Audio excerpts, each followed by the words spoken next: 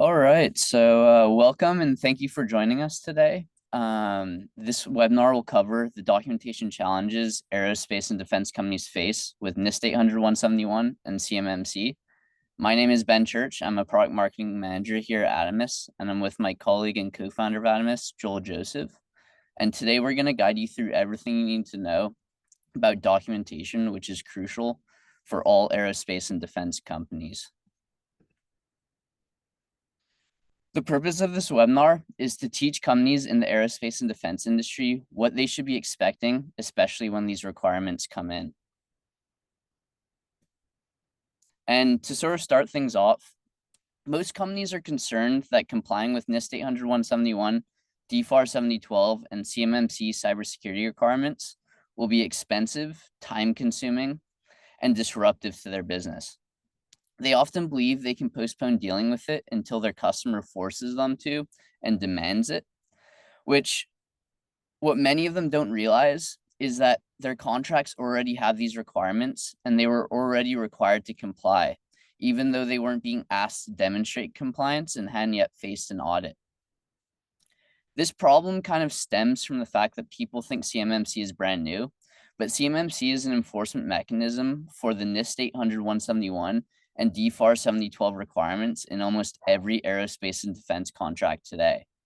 And as a result, when companies are asked about these requirements and asked to show proof, they're often caught flat-footed because they didn't realize they agreed to this in their existing contracts. And as a result, they look really bad in front of their customers and it hurts their relationship. So why are we talking about this? Well, the reasons we're talking about this is due to three major reasons. First, an increasing number of organizations are being asked about these security requirements, and they're unaware that it was already something they're expected to do. And we'll sort of go through examples of what customers are asking for later. But secondly, passing a DIBCAC assessment is hard and a very technical process. And lastly, the common challenge companies are facing has to mostly do with documentation after they've implemented these controls. So why should this be a priority today as opposed to 6 months from now, especially when you're a small business and have a lot on your plate? Well, the urgency aspect is fairly important. CMMC isn't asking you to implement anything new. It's just an audit to verify you're complying with the NIST 800-171 and DFAR 7012 requirements that are already in your contract. The CMMC rule is expected to be finalized in the fall of 2024, and the requirement will significantly impact DoD contractors, MSPs, MSSPs, and the entire ecosystem. If companies do not have the CMMC certification, it will prevent them from renewing or pursuing new work, not only with the DoD, but also with within the broader aerospace and defense industry. And even though CMMC isn't in contracts yet, it's still affecting aerospace and defense contracts. The reason is because primes aren't looking for one-off work. They're looking for a long-term partner who can work on a specific program for decades. And as a result, they're making sure you have these requirements in place because they don't want to have to replace you when CMMC comes out. And it's crucial to note that achieving compliance with these requirements takes more time than you might expect, especially if you haven't been setting this up and haven't been doing it correctly. Most companies are surprised to learn that after implementation, it on average takes 3/4 of time or 9 months to gather all the documentation and artifacts needed to show their customers that they're using these controls correctly. So basically, it's a long process and it does take time after you find a vendor to implement it correctly and collect the evidence you need to show your customers that you're compliant with these requirements. Which brings us to who will ask about these requirements. The three different types of organizations or customers that will ask about these requirements include the following. The first organization is DIBCAC, which stands for Defense Industrial Base Cybersecurity Assessment Center. This organization is a team of auditors who work for the DoD and are under an organization called the Defense Contract Management Agency, or DCMA. Their entire job is to verify that companies are following these specific cybersecurity requirements. They'll randomly select contractors that have DoD contracts and these requirements and verify that these are in place.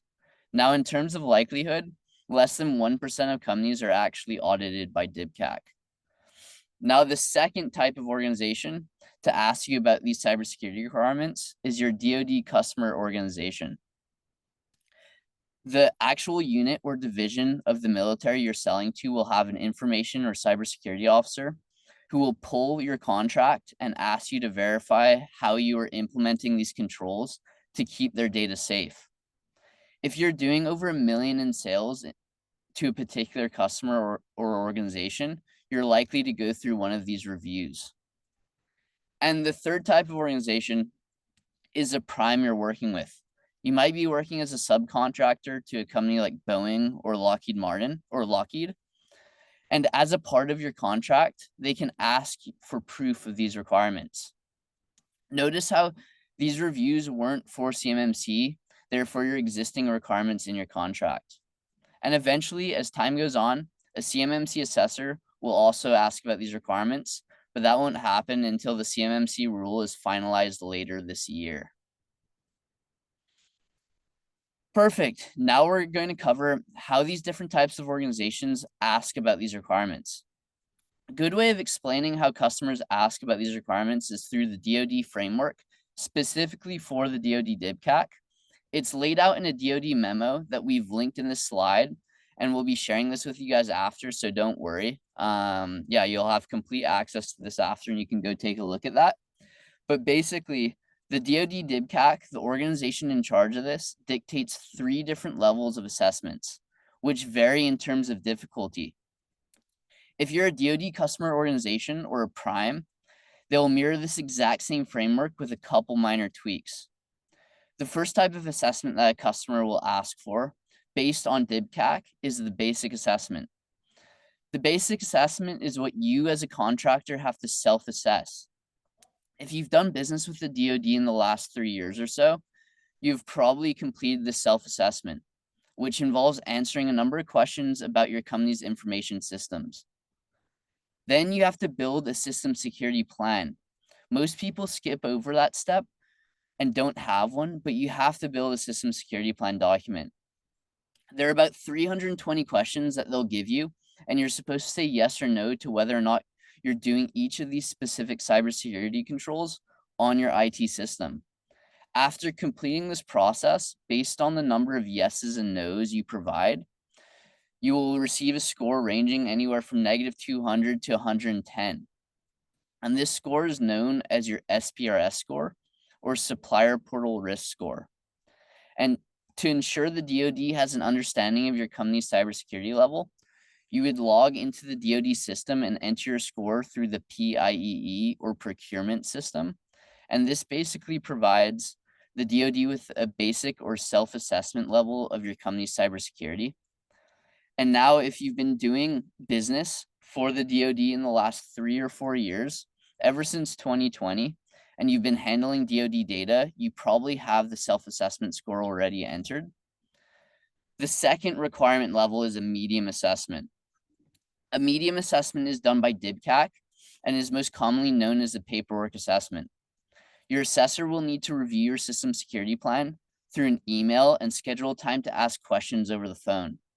If they find out that the controls aren't properly met and your score is inflated, that can cause a lot of issues. But overall, that's the medium assessment, and they're called paperwork assessments. Now, the high assessment is the most detailed assessment. This is what the DoD DIBCAC is known for. They not only review your system security plan, but also physically show up at your facility with a team of auditors to verify that all the controls are in place. For instance, they'll open your system security plan and notice that the computer timeout setting is 15 minutes. And after reviewing this information, they'll randomly select a computer, it could be anyone's within your company, and verify that the timeout setting is indeed 15 minutes. The DoD DIBCAC is the organization within the DoD responsible for these requirements. So through the basic, medium, and high levels is how other customer organizations or customers will typically ask about these requirements. Remember, if you're a DoD customer organization or a prime, they will mirror this exact same framework with a couple minor tweaks.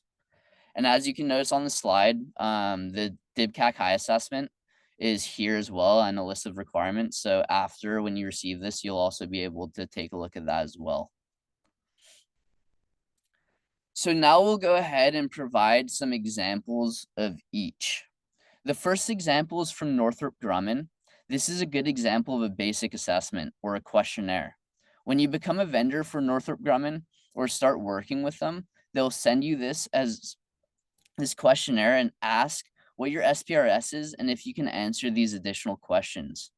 A questionnaire like this, whether on paper or sent electronically through ExoStar, serves as notice that you have NIST 800-171 and DFAR 7012 requirements in your contract. The only reason you'd be receiving this questionnaire is because the data or work that they're giving you has this as a flow down requirement. But this is a good example of a basic assessment you would go through and submit. So I'll give about 10-15 seconds for you guys to just quickly look over this before moving on.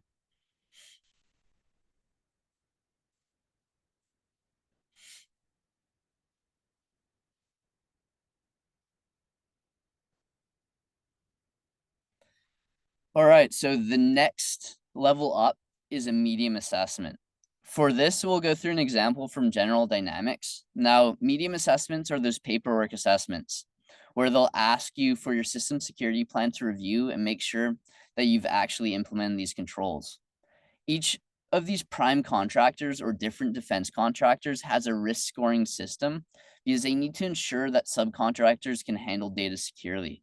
But all major primes in the DoD have the exact same system where they have different tiers of suppliers. And as you can notice on this example here, there's red, amber, and green, which are the 3 different tiers. Red is the highest risk category, indicating that your company and its IT systems are not compliant at all. And as a result, when sharing data, they're unable to send it to you digitally. Instead, they'll send the data to you as hard copies via FedEx or UPS or other trusted carriers. Also, they'll require that you do not upload, scan, or store their data on your systems because it's insecure. This will kill your relationship with your customers because it literally puts you back into the Stone Age. Basically they don't trust your company's systems at all. And if you're in the red category, this is a really bad place to be because they're likely looking at ways to replace you within their supply chain. And if this is a customer that's important to you, it's really important that you're not in the red category. And what we hear from companies in the red category is that they cannot effectively work with customers. They can't bid on contracts in time because they don't get mail and communication is difficult.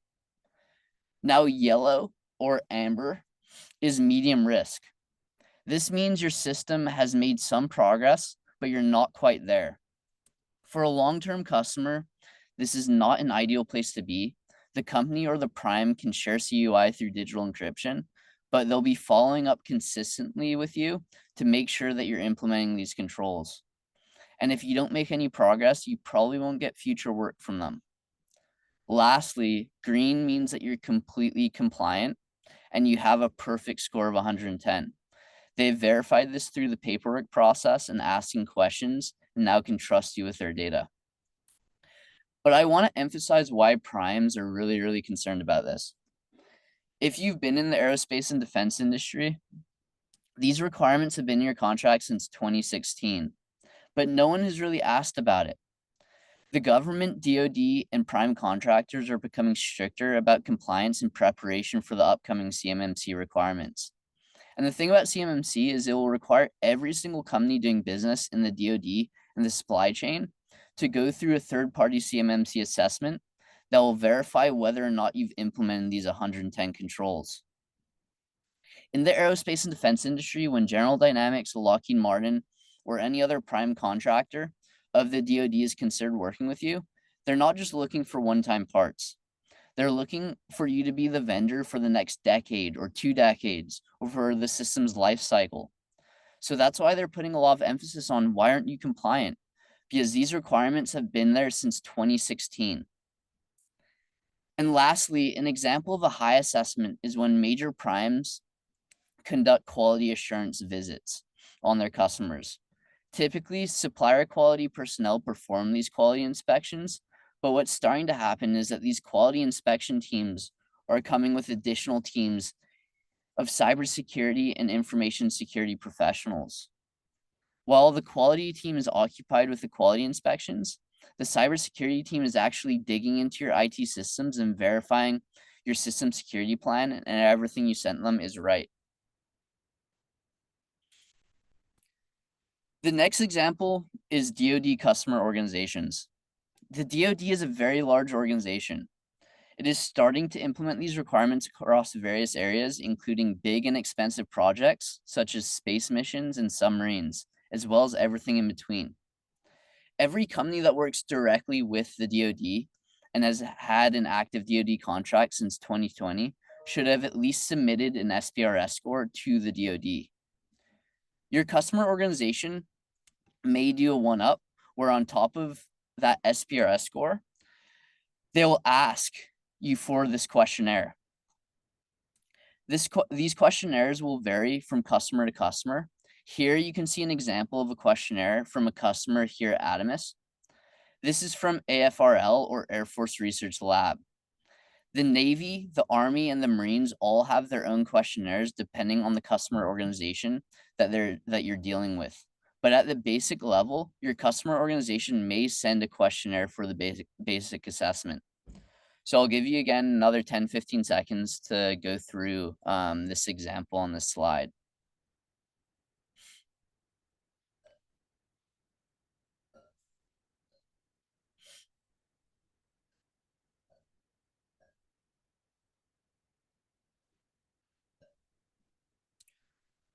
All right, so at a medium level, it really depends on the customer organization or who your cybersecurity officer or information security team is. But a medium assessment involves them requesting your system security plan similar to DIBCAC. They'll ask questions like, what is your system security plan? And can you answer a couple questions on call with us? And what they're trying to do is review the documentation and ensure that your system security plan aligns with the expected requirements. The image here shows an email that the Army sent asking to review a system security plan and a POAM as a medium assessment. The important thing here is that the DoD is getting more serious about this. If you notice at the end of the email, it says the lack of a cybersecurity score of 110 or a POAM that addresses the deficiencies will delay the award of the contract for a CBR Phase 1 proposal. If documentation isn't done correctly, you end up getting more and more questions, which holds up contracts and burns relationships. And here at Adamus, we understand how hard it is to build relationships with military customers. And we sell cybersecurity software to the DoD, as well as know that putting your best foot forward in front of these customers is extremely important. Now that we've sort of covered how your customers ask about these requirements, it's important to think about your company's plan for complying, especially if your customer asks you. We hear that the most common challenge for companies is the system security plan and the associated artifacts and documentation. Most companies don't realize the number of pages a system security plan comprises of. A system security plan for these requirements runs 300 plus pages, which is absolutely insane for a small business. Let me show you how your customer arrives at the expectation of a 300-page system security plan by doing the first control in NIST 800-171, which is limit system access to authorized users processes acting on behalf of authorized users and devices. This is the first of 110 controls in this requirement. When you go through an assessment from your customer, the DoD or CMMC assessor, they'll go through the NIST SP 800-171A or auditor guide, which will tell them to look at the 320 assessment objectives for these 110 controls shown below. For each of the 320 assessment objectives, you need to show 2 of the following 3 pieces of evidence: something the assessor can examine, someone they can interview, or something they can test. Now, the way you arrive at a 300 plus pages, even for the smallest of companies, is that there are 320 assessment objectives, You need 2 pieces of evidence per assessment objective, and each piece of evidence is going to run at least half a page, if not longer. So how does a company under 300 employees create a system security plan? The companies we work with tend to have a few different approaches to generating the system security plan. These alternatives typically fall into one of 3 buckets. You can outsource, you can do it internally, or you can use a GRC tool. Outsourcing usually is to an IT managed service provider or consulting firm. Doing it internally, you normally hire someone or retask a current employee. And a GRC tool is a governance, risk, and compliance tool. Each has its advantages and disadvantages. Most IT managed service providers and consulting firms don't know how to deal with these compliance requirements and don't use FedRAMP products needed for this requirement. Doing it in-house is not feasible for companies under 300 employees and is generally not a good use of resources to custom build this manually. And lastly, GRC tools are a good template, but they don't help with implementing, monitoring, and maintaining the system or generating the needed evidence. They still require a significant amount of in-house work. So here at Adamus, we're a technology-driven managed security service provider that supports numerous aerospace and defense companies. Our solution is purpose-built for small and medium-sized defense contractors. We have developed software that streamlines compliance by automating the implementation and documentation of technical controls. Also, we offer expert guidance and access to industry professionals, ensuring you have all the resources necessary to achieve and demonstrate ongoing compliance. And if you think this can be valuable, if you think Adamus can be valuable in your compliance journey, I've included a link below where you can schedule a time to talk to one of our experts. If you just go down here after we send you the recording of this presentation, I'll also include a link in the chat. But you can go to this link and you can schedule a demo with one of our experts if this is something that would be helpful to you. But that brings us to the end of today's webinar, and I'd like to thank everyone for taking the time to join us. And for the remainder of the time, we'll be here to answer any questions, so feel free to put them in the chat.